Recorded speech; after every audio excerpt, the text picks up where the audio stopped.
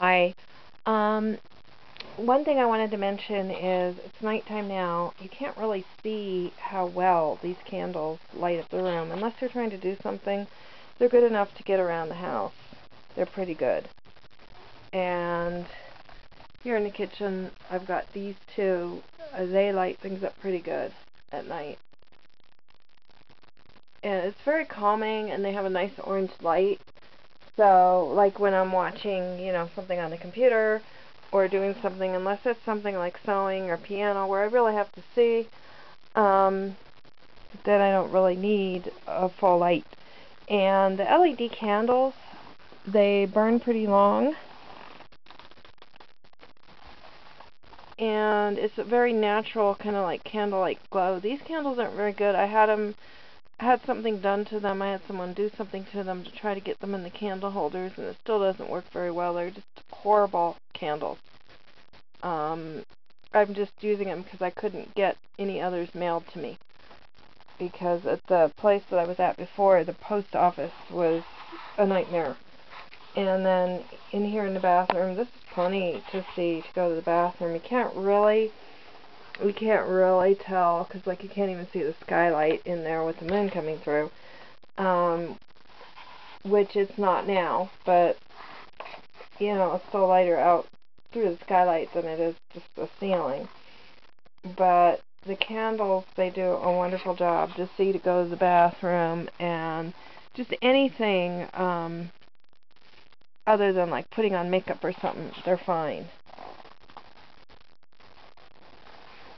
And the ones down there, you can see kind of, you can't really, it's the camera just doesn't pick up how wonderful these are and the nice glow that they give off. It really doesn't.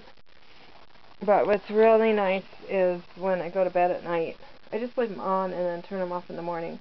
When I go to bed at night, I'm ready to go to sleep. The nice thing about the orange candlelight, it doesn't interfere with your melatonin like turning on a bright kitchen light does. It doesn't interfere, so it's like at bedtime, I'm ready to go to bed. I also have a computer program on my computer called Flux that takes the blue light out and makes it more orangey, especially like at night. So after sunset, it becomes more orangey. So I find that I sleep much, much better with it like this. That's what our forefathers did. I mean, they had, 10 or 20 of these candles around, and they read by candlelight or lantern light. So it wasn't like, the same. So that's what I do when I don't feel like turning on something bigger. That's what I do then. When I don't feel like doing that. When I need to see, I turn on something bigger. When I'm just doing other things like, putting something away or going to get something or, watching TV, I have it like this. And I really do find that I feel better with it like that. I find that I sleep better, so I feel better. So that's what I've discovered. Part of the off-the-grid thing, I'm kind of doing the romance of it as well with the candles. But it's all renewable energy. The batteries go in them, and then the mood. The mood is terrific. It's like when you watch these TV shows, like the CW Witches, you see them with a whole room full of candles. It really does make you feel good, as far as mood-wise. So it's calming, it's relaxing, and that's what I have at night. So it's really, really peaceful to be in here. And then, outside you can look out and you can actually see the stars in the sky. So it's really, really nice. At first I was wondering what the heck I'm doing living off grid. And, maybe I made a mistake, and it was just kind of the first couple of weeks were just hard. They were hard because the move didn't go well. Had the move gone well and things gone as planned and everything worked out okay, then I think it would have been fine. But being that I was just kind of dumped in here the way I was, it made me really question, like, I really shouldn't have left. I was really feeling like I should have just stayed where I was and risked, hopefully maybe I could talk him into staying longer, or, something like that. But it really wasn't where I wanted to go. I wanted my own place that I had control over. I wanted to live off the grid, and I eventually want to move out far enough where I don't have radio frequency stuff making me sick the way it's been, which is going to be my next leg after I pay everything off. So I had to do it in parts. So the first part had to be move out, to another place that isn't going to be worse than where I was, which was a challenge. And moving into my trailer was the option. And then the next leg of it is going to be like going further out. But I'm already over here. It makes it easier to, find a safer place since I'm already over here. So I'm really happy I did it. It did have some bumps, but I like it so much better.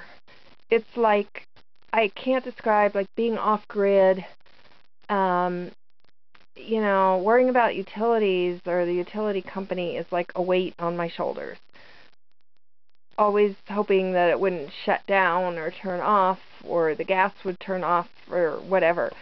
I find it very freeing. It's like taking away a big ball and chain, and it feels very freeing. What's not so great about it, though, is I don't really have enough solar, as far as I didn't calculate. I calculated it how much I would need, but I didn't have the budget to buy what I calculated, so I had to make do with what I had. It works for me at this point because I'm not trying to run a large screen TV or any of the other things that I'm going to want to run in the future. Solar is always expandable, and so I can always double the size of my system. Eventually I'd like to have 4 times the size of my system, and I could probably live really, really comfortably and all that. But I don't wake up in the morning and feel like, it doesn't really feel that much different. It's like things still come on, things still work. So I'm really happy I did it, and it's really much more freeing. I don't have to, I don't drive around the block every week when I'm feeling good and look to make sure that they didn't take my analog meter away. On a day I feel bad, I think, oh my God, they took it away, and no, it's the neighbors did something. So I don't have to live with that constant fear of, oh, they're going to slap a smart meter back on my place. I don't have to worry about having a smart meter, because that's the worst offender, I think, of any of the RF stuff is the smart meters. And I don't, have to worry about, well, if somebody hits a telephone pole or a power pole, am I going to be without power for 8 hours? What about my food? I don't have to worry about that. If a storm comes through, I don't have to worry about, well, I'm going to lose everything in the fridge that I bought. I don't have to worry about having the gas shut off on me when the power goes out, because the gas is independent of the power grid. It was any other place, but my neighbors weren't necessarily, so they turn off the gas for the whole area when the power fails. Me, I'm kind of standalone now, so I don't have to worry about it. So I'm really happy that I did it. I just want to say, if you're thinking of doing it and you're scared, I was scared to death. Literally scared, petrified. And I'm really, really happy I did it. I mean, that was one of the best moves of my life. So there's going to be more videos about off-grid life. And if you like it, hit like, comment, subscribe, share, and have a really great night.